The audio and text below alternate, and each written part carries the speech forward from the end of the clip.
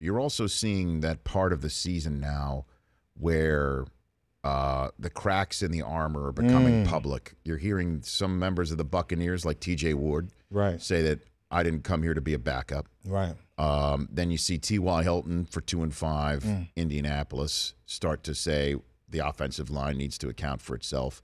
What happens in a locker room where the losing begins to creep in and the season begins to get, late, fast?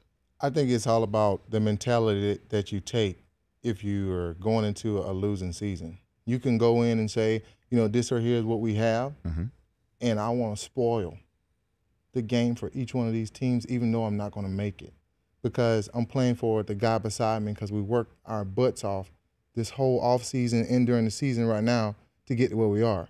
Or you can be that bad apple and say, you know what, I'm not getting the ball, we're not playing well. There's always a way to point the finger at somebody else.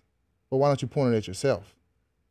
Well, Martavis Bryant right now for 5-2 Pittsburgh is saying that he needs to get the ball more, or he's not going to stand for his role in the offense anymore. If you're in that locker room with somebody saying that, okay, all right, walk me through it. If you sit right here, I'm just saying, using it as an example with Tyreek Hill. Some games he's a decoy. He doesn't get the ball, but Kareem Hunt, Alex Smith, they ball out. It's a team sport.